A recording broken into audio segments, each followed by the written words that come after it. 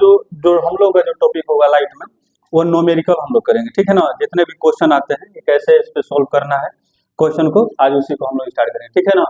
तो देखिए जैसे कहने का मतलब क्या होता है कि देखिए हम लोग यहाँ पे जैसे मान लेते हैं कि एक हम इसको हम ले लें ऐसा, तो इसको हम बोलते हैं गोलीय कांच। ऐसा गोल बना दिए तो इसका मतलब क्या हो गया, गोलीय कांच हो गया, ठीक है ना। तो इसको गोलीय कांच बोलते हैं। अब हम क्या करते हैं कि देखिए गोलीय कांच में कहने का मतलब क्या है कि एक हम ऐसे मन कर दिया, देखिए हम चाहते हैं कि इसको बाहर से रख दें, ठीक है ना। अगर हम बाहर से इसे रख देते हैं और या इसको हम अंदर से रख दे सकते ऐसे, ठीक है ना। तो कहने का मतलब क्या है कि जब हम इसको ऐसे दो भागों में बांट देंगे, इसे ध्यान से देखिए, जब इसे दो भागों में इसे बांट देंगे तो देखिए ये दो टाइप का ये दर्पण बन जाता है, यानी कि गोलीय कांच का ही दो भाग है। तो देखिए जो बाहर के तरफ से रंगा हुआ है इसको हम बोलते हैं अवतल दर्पण, और जो अंदर के तरफ से रंगा हुआ उसको क्या बोलते हैं, उत्तल दर्पण। यानी कि इसका मतलब गोलीय कांच जो होता है इसके दो टाइप होते हैं, यानी कि इससे बनने वाला जो दर्पण दो टाइप का, एक होता है अवतल दर्पण, एक होता है उत्तल दर्पण। अब कहने का मतलब क्या है कि देखिए हम चाहते हैं कि देखिए अवतल दर्पण उत्तल दर्पण ले लें।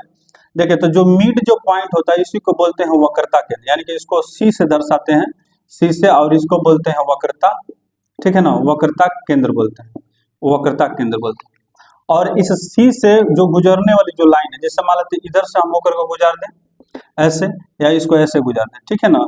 तो ये जो लाइन जा रही है, जो काल्पनिक जो लाइन जा रही है, इसको हम बोलते हैं मुख्य अक्ष बोलते हैं। इसको क्या बोलते हैं, मुख्य अक्ष बोलते हैं, ठीक है ना। इसे क्या बोलते हैं, मुख्य अक्ष बोलते हैं।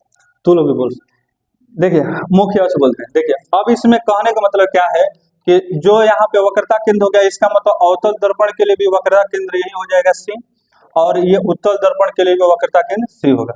अब कहने का मतलब क्या है कि जैसे अगर मान लेते ये वाला जो पॉइंट है, यानी कि इस दर्पण के जो मिड पॉइंट होता है, इस वाले को हम बोलते हैं ध्रुव बोलते हैं। क्या बोलते हैं, ध्रुव बोलते हैं, ठीक है ना, यानी कि पोल बोलते हैं। तो जब इसका ध्रुव है तो इसका भी ध्रुव होगा, यानी कि इसको हम बोलते हैं ध्रुव। इसको दर्शाते हैं किससे, पी से दर्शाते हैं, ठीक है ना। वक्रता केंद्र को सी से दर्शाते हैं, कोई दिक्कत नहीं है। तो अगर हम मान लेते हैं कोई एक दर्पण ले लें, जैसे मान लें हम अवतल दर्पण के बारे में ही हम बात करते हैं, ठीक है ना। तो अवतल दर्पण के बारे में बात करते हैं, तो अवतल दर्पण के बाहर बाहर क्या किया रहता है, कलई किया रहता है। अब इसमें क्या होता है कि एगो एक्सिस से इसे गुजार देते हैं काल्पनिक रेखा, तो इसी को हम बताए हैं कि मुख्य अक्ष कहते हैं। और ये जो पॉइंट होता है इसको हम दर्शाते हैं क्या, इसको हम दर्शाते हैं पी से, इसी को बोलते हैं ध्रुव होता है।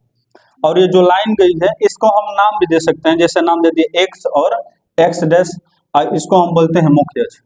हम बोले थे कि इसका कोई केंद्र होता है, तो इसको जैसे वृत्त है, वृत्त का केंद्र होता है, उसी तरह से इसका भी केंद्र है, तो इसका हम नाम दे दिए वक्रता केंद्र। वक्रता केंद्र को किसे दर्शाते हैं, सी से।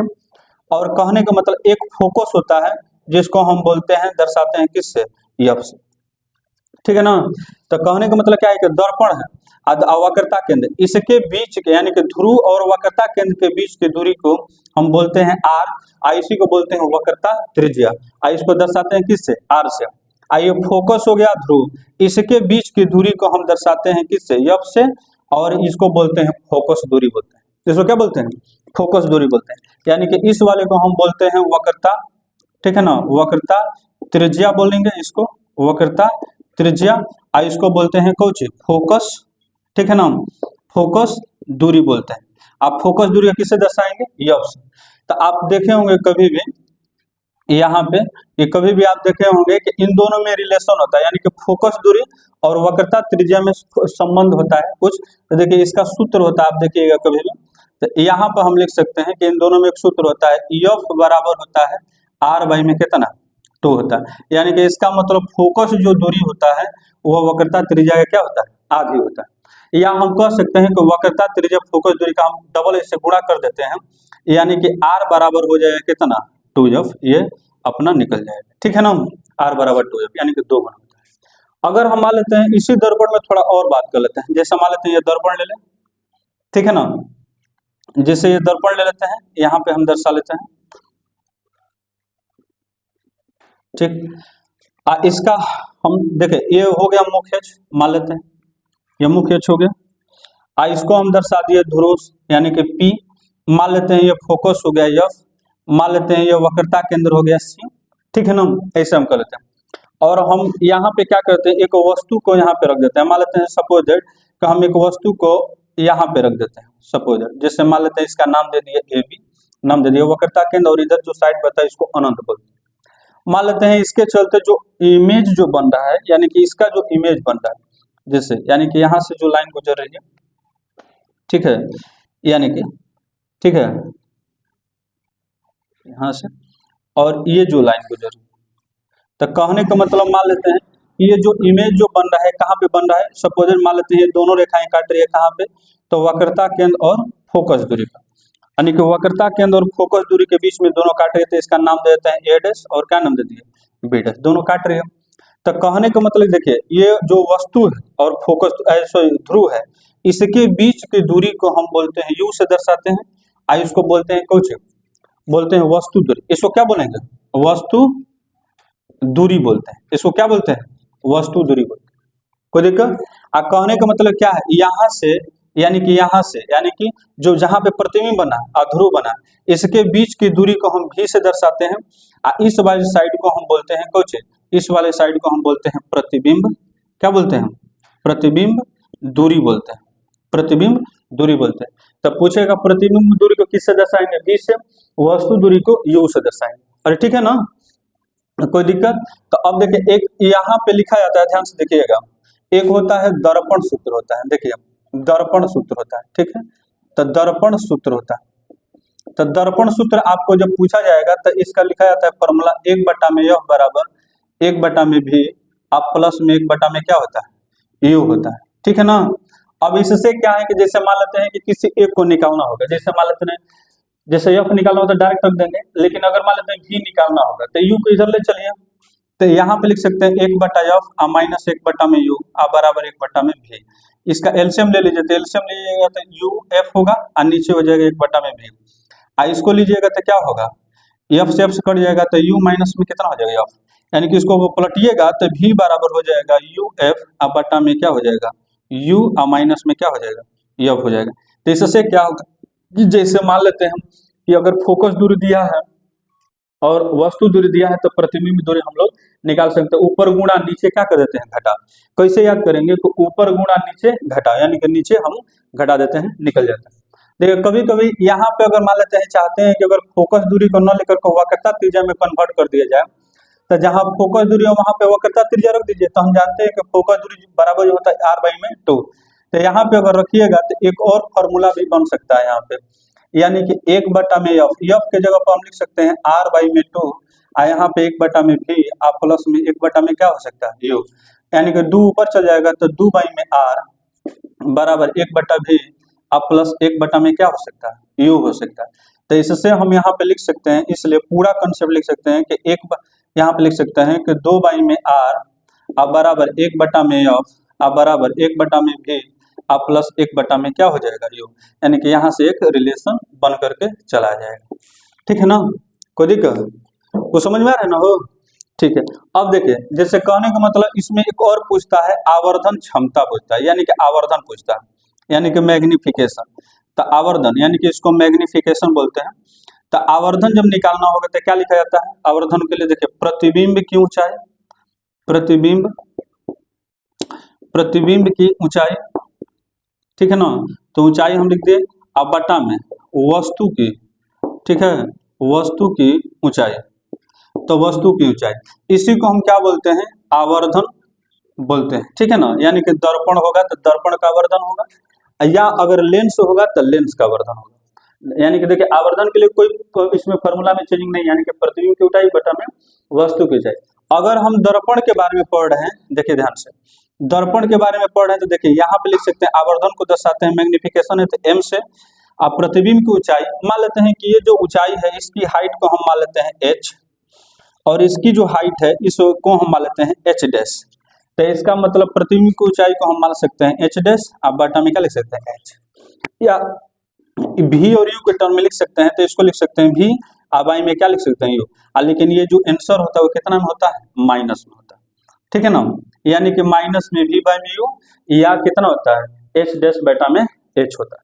और कोई दिक्कत है यहाँ तक, कोई दिक्कत नहीं है।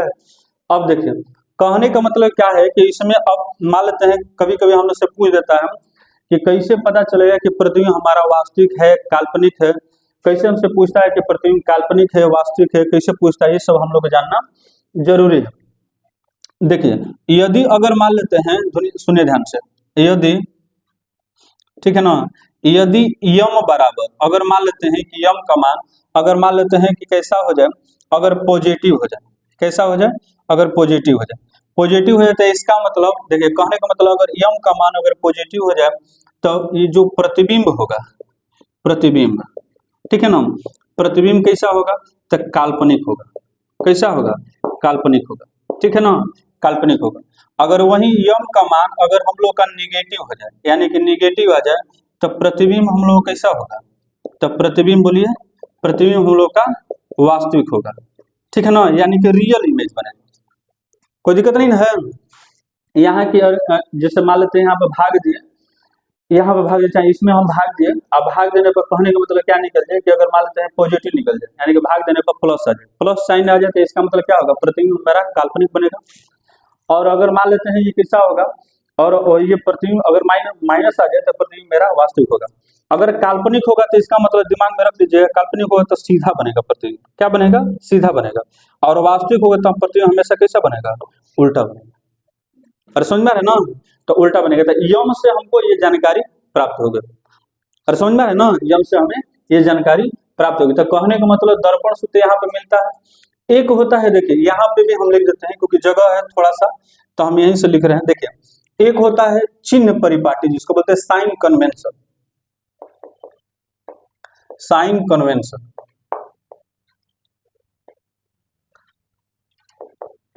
ठीक है ना, साइन कन्वेंशन होता है, ठीक है, साइन कन्वेंशन यानी कि चिन्ह परिपाटी इसको बोलते हैं, ठीक है ना। तो चिन्ह परिपाटी इसको हिंदी में ही लिख देते हैं, ठीक रहेगा आप लोगों के लिए, ठीक है ना हो, तो चिन्ह, ठीक है, चिन्ह परिपाटी, चिन्ह परिपाटी। तो कैसे याद करेंगे, देखिए कोई भी होगा, जैसे मान लेते हैं हम लोग बताते हैं, सबसे बढ़िया है कि चिन्ह परिपाटी कैसे है। तो आप ना ऐसा काम कीजिए, देखिए वो सबसे बढ़िया जो कॉन्सेप्ट बता रहे हैं उसी कॉन्सेप्ट पर आप चलिएगा। जैसे मान लेते हैं ये दर्पण ले लीजिए, ध्यान से देखिए दर्पण, अब हम जो कॉन्सेप्ट बता रहे हैं उसी कॉन्सेप्ट के हिसाब से देखिए। अब ये दर्पण ले लीजिए, तो आप क्या कीजिए ना कि इसको याद करने का सबसे बढ़िया कॉन्सेप्ट है कि कभी भी हम देखते हैं कि दर्पण आता है तो यू का मान माइनस भी, प्रतिबिंब आता है उसको प्लस, ऐसे सब कुछ लेते हैं। अब कौन सा दर्पण आ जाएगा, उत्तल दर्पण आएगा तो उत्तल दर्पण में क्या लेंगे, माइनस लेंगे प्लस लेंगे, और उत्तल दर्पण आए तो क्या लेंगे, प्लस लेंगे माइनस लेंगे, उत्तल लेंस आ जाएगा तो क्या लेंगे, प्लस लेंगे, ये बड़ी प्रॉब्लम होता है। तो इसी समस्या को समाधान करने के लिए हम लोग यहाँ पे काम कर रहे हैं। देखिए आप क्या कीजिए ना कि आप एक मान लेते हैं इस पे खड़ा हो जाइए, सबसे बढ़िया तरीका, सबसे बढ़िया यहाँ पे खड़ा हो जाइए, ठीक है ना। अगर खड़ा हो गया यार, रे कोई जैसे किरण जा रही है, किरण, इस पे आप बैठ जाइए, सबसे बढ़िया आप इस किरण पर बैठ गए। अगर मान लेते हैं कि किरण के आप इस तरफ आ गए, यानी कि इस पर आ गए, यानी कि इस पर अगर देखिए, यानी कि ये दर्पण है, और दर्पण है यानी कि दर्पण के अगर हम पीछे देंगे तो ये सब के सब क्या बनेगा, पॉजिटिव बनेगा। जितना भी होगा, जितने भी परिपाटी होंगे, जितना भी चिन्ह होगा, सब सब पॉजिटिव होगा।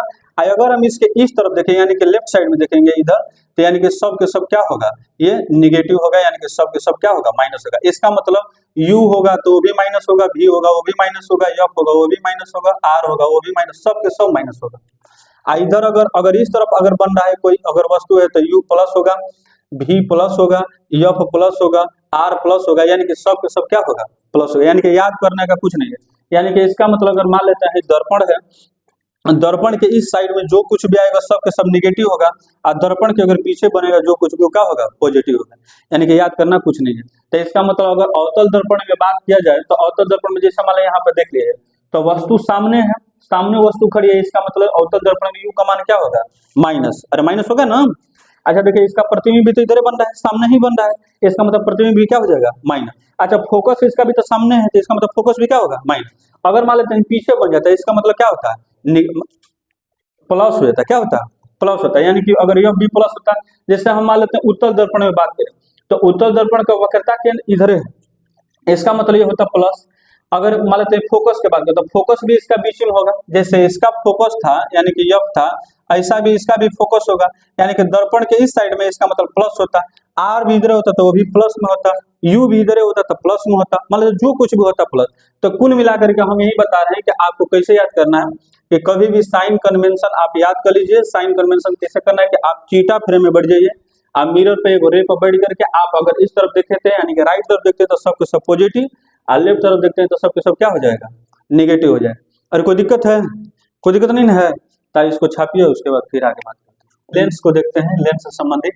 तो देखिए लेंस भी क्या होता है कि एक गोलीय कांच का ही भाग होता है, ठीक है ना, गोलीय कांच का ही भाग होता है।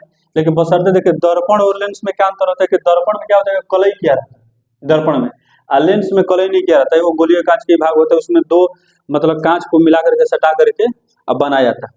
तो ये गोलीय कांच होता है, तो इससे दो दर्पण बनता है, अरे सॉरी दो लेंस बनता है। एक बनता है आपको उत्तल लेंस बनता है, और एक आपका बनता है कौन सा, अवतल लेंस बनता है, ठीक है ना। तो पूछा जाता है कि अवतल लेंस उत्तल लेंस की पहचान कैसे करेंगे। तो उत्तल लेंस की पहचान ये है कि किनारे पर पतला होगा और बीच में थोड़ा सा मोटा होगा। आई क्या होगा कि बीच में पतला होगा, किनारे पर चौड़ा होगा। इसमें और खास बात क्या है कि जैसे मान लेते हैं कि इसका एक बिंदु हम लेते हैं, यहाँ पे पॉइंट है, इसको हम बोलते हैं प्रकाशीय केंद्र बोलते हैं। इस बिंदु को हम क्या बोलते हैं, प्रकाशीय, यानी कि लेंस का प्रकाशीय केंद्र। इसका भी हो जाएगा लेंस का प्रकाशीय केंद्र, और इसको दर्शा दिए हैं ओ से। मान लेते हैं काल्पनिक रेखा, हम हर बार बोलेंगे काल्पनिक रेखा जो इससे होकर के गुजरेगी, यहाँ पे भी काल्पनिक रेखा होकर के गुजरेगी। देखिए तो इसका कहने का मतलब क्या होता है कि इसका जो फोकस होता है, यानी कि अगर कहेगा उत्तल लेंस जो होता है, यानी कि ये उत्तल लेंस, ठीक है ना, उत्तल लेंस, तो उत्तल लेंस का जो फोकस होता है वो राइट साइड में होता है, यानी कि इधर होता है। और अवतल लेंस का जो फोकस होता है किधर होता है, यानी कि लेफ्ट साइड में होता है। ये दिमाग में हम लोग को रख लेना, ठीक है ना, तो दिमाग में हम लोग को रख लेना। और इसका वक्रता केंद्र भी इधर होगा, वक्रता केंद्र।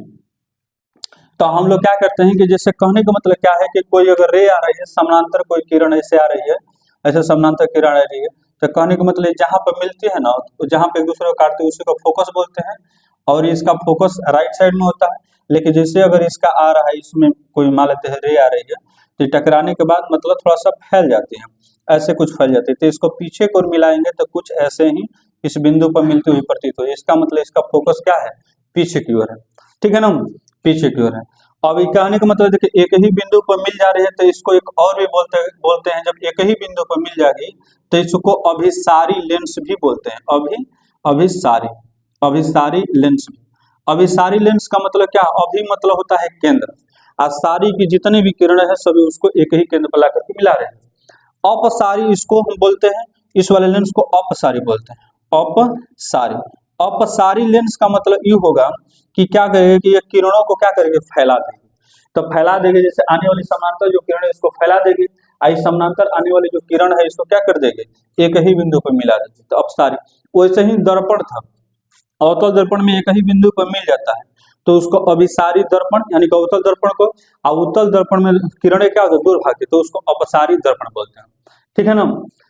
अब कुछ है नहीं, देखिए इसमें भी चिन्ह परिपाटी अगर लगाइएगा तो उत्तल लेंस की फोकस दूरी धनात्मक होती है क्योंकि इसका राइट तरफ है, और अवतल लेंस की फोकस दूरी क्या होती है, ऋणात्मक। यहाँ पर खुद आपको दिखाई दे रहा है।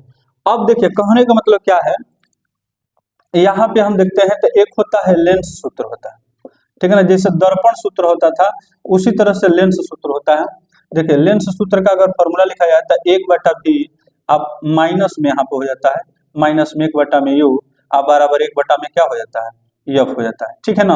अगर मान लेते हैं हम v निकालना चाहते हैं तो f को इधर लाइए, तो 1/v बराबर 1/में f, आप प्लस में 1/में u, तो ऊपर गुणा कर दीजिए, u प्लस में f हो जाएगा, नीचे हो जाएगा u, f हो जाएगा, 1/में v हो जाएगा, यानी कि यहाँ से v निकलिएगा तो ऊपर गुणा और नीचे क्या हो जाएगा, जोड़ हो जाएगा। और वहां पे क्या रहता है कि ऊपर गुणा नीचे घटाव रहता है, यानी कि दर्पण में माइनस और लेंस में क्या होगा, अगर भी निकालना होगा तो प्लस, तो एकदम डायरेक्ट आपका निकल जाएगा, ठीक है। इसके बाद एक और चीज होता है, देखिए एक होता है कि लेंस की, देखिए लेंस की क्षमता पूछता है, क्षमता, लेंस की क्षमता। तो लेंस की क्षमता को दर्शाते हैं P से, यानी कि पावर ऑफ लेंस पूछेगा तो P बराबर होता है आपको 1/में कितना होता है, f होता है।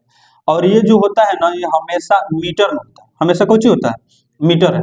तो अगर मीटर को हम चाहते हैं कि सेंटीमीटर में बदलना, तो यहाँ पे लिख सकते हैं कि P बराबर, ऊपर लिख देंगे 100, आई सेंटीमीटर में हो जाएगा, अब बटा में कितना हो जाएगा, f, अगर ये चाहते हैं तो, आना ही तो मीटर का मीटर।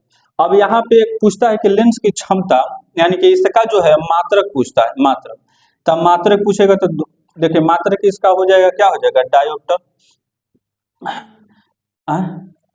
Dioptre, dioptre. या नहीं तो इसका क्या हो जाएगा, अगर मीटर में करते हैं तो मीटर इनवर्स, और नहीं तो आपका कर देंगे सेंटीमीटर में तो सेंटीमीटर इनवर्स होता है। तो इसका मात्रक दूगो होता है, एगो डायोप्टर होगा या तो मीटर इनवर्स या तो सेंटीमीटर इनवर्स, दोनों में से कोनो एगो हो जाएगा, ठीक है ना। ऐसा अपने को देखने को मिलेगा। तो लेंस के लिए देखिए यहाँ पे हो जाएगा। उसी तरह से एक लेंस में क्या होता है कि लेंस का, जैसे दर्पण का था वैसे ही लेंस का आवर्धन होता है, लेंस का आवर्धन। लेंस का आवर्धन का भी सूत्र वही होता है, प्रतिबिंब, हम बोले थे वहां पे प्रतिबिंब, ठीक है ना, प्रतिबिंब की ऊंचाई, ठीक है ना, बटा में वस्तु की ऊंचाई, ठीक है ना। तो इसी को हम बोलते हैं लेंस का आवर्धन बोलते हैं। आवर्धन को हम बोले थे उस समय कि यम से दर्शाते हैं, ठीक है ना, यम से। तो प्रतिबिंब की ऊंचाई को हम बोले थे एच डैश, लिख दीजिए आप, वस्तु की ऊंचाई मान लेते हैं ये अच्छे, तो एच डैश बटा में यहाँ पे क्या होता है, प्लस में होता है, वी बाई में क्या होता है यू, यानी कि यहाँ पे क्या हो जाएगा, प्लस में हो जाएगा, ठीक है ना। अभी कैसे होता है प्लस में, तो इसको प्रूव करना है, प्रूव करना है आपसे मतलब नहीं है, क्योंकि आपको जो एग्जाम में आने वाला है ना, देख लीजिए, कहने का मतलब जो भी आपको एग्जाम में आने वाला है वो आपको न्यूमेरिकल ही पूछेगा। और रेलवे से संबंधित बड़ी जबरदस्त है, आपको चाहे बिहार एसएससी के लिए या किसी भी वनडे एग्जाम में अगर न्यूमेरिकल आता है तो आप इससे आप कोई भी सवाल अगर आएगा तो आपका बन जाएगा पूरा। तो यहाँ पे आवर्धन बराबर एच डैश बटा में एच होगा, या यहाँ पे वी बाई म्यू प्लस लिखे चैनल के, इसका मतलब ये प्लस में होता है। और दर्पण में क्या होता है, वहां पर माइनस हो जाएगा। अरे कुछ समझ में आ रहा है ना, और कोई दिक्कत नहीं है। देखिए अगर मान लेते हैं, ध्यान से सुनिएगा, अगर मान लेते हैं सपोज जैसे कहने का मतलब बहुत सारे लेंसों को मिला दे, जैसे कहने का मतलब एक साथ हम बहुत सारे लेंसों को इसे मिला दें, जैसे हम बहुत सारे लेंसों को मिला देते हैं, तो मान लेते हैं एक और शक्ति मान लेते हैं P1 है, एक और शक्ति P2 है, इसका शक्ति कितना है, P3 है। तो टोटल हम अगर मान लेते हैं कि लेंस की तीन को हम मान लेते हैं, तीनों को ले लेते हैं, लेंस की अगर क्षमता निकालना चाहते हैं, लेंस की कुछ क्षमता, तो लेंस की क्षमता निकालना चाहते हैं तो क्षमता को दर्शाते हैं P, और P बराबर कुछ नहीं करना, टोटल को जोड़ दीजिए, तो P1 प्लस में P2 और प्लस में क्या हो जाएगा, P3, और जितना भी होगा सबको क्या कर देना है, जोड़ते जाना। तो ये लेंस की क्या हो जाएगा, क्षमता। अच्छा, लेंस की जो क्षमता होती है वो फोकस दूरी का उल्टा होता है। तो अगर फोकस दूरी दिया रहेगा, जैसे क्षमता के अपेक्षा फोकस दूरी दे दे, हमें क्षमता निकालने के लिए पूछे, तो हम यहाँ से लिख सकते हैं क्षमता के जगह पर 1 बटा में एफ, आप बराबर यहाँ पे लिख सकते हैं 1 बटा में F1, आप प्लस में 1 बटा में F2, आप प्लस में 1 बटा में F3, ऐसे ही आगे की ओर हम लोग क्या कर देंगे, लिख देंगे। तो यहाँ पे जो निकलेगा वो क्या निकलेगा, ये फोकस निकलेगा, यानी कि फोकस दूरी निकलेगा, समझ में आ रहा है ना, यानी कि फोकस दूरी निकलेगा। तो कहने का मतलब जैसे मान लेते हैं सपोज यहाँ पे फोकस दूरी दे दे, तो हम यहाँ पे डायरेक्ट निकाल देंगे 1 बटा F1 प्लस 1 बटा F2, जितना होगा सबको जोड़ देंगे और टोटल फोकस निकल जाएगा। और यहाँ से क्षमता पूछेगा तो क्षमता, फोकस होगा तो फोकस निकल जाएगा। एगो देखिए अगर मान लेते हैं सपोज जैसे ऐसा हो जाए कि 2 गो लेंस दे दे, ध्यान से देखिएगा, 2 गो लेंस ऐसा दे दे, ठीक है ना, 2 गो लेंस, दोनों सटा के न दे, दोनों के बीच का दूरी मान लेते हैं D दे दे, कितना दे दे, D दे दे, और इसका मान लेते हैं कि इसका जो फोकस है मान लेते हैं F1 है, और इसका फोकस कितना है मान लेते हैं F2 है। अब पूछे किस तरह इसका फोकस दूरी बताइए, तो अब यहाँ से फोकस दूरी निकालिएगा तो F बराबर 1 बटा F बराबर 1 बटा में यहाँ लिखिए F1 प्लस 1 बटा में F2, अब माइनस में D बाई में F1 इंटू कितना हो जाएगा, F2 होगा, ये आपका फॉर्मूला होगा। अगर यहाँ से क्षमता निकालना चाहते हैं तो P बराबर यहाँ पे P1 आप प्लस में P2 और माइनस में D, 1 बटा F1 को लिख सकते हैं P1 इंटू क्या लिख सकते हैं P2, यानी कि D into P1 into P2 हो जाएगा, यहाँ पे निकल जाएगा। और समझ में आता ना, जब ये सटा नहीं है तो कोई दिक्कत, फिर उतारिए उसके बाद आगे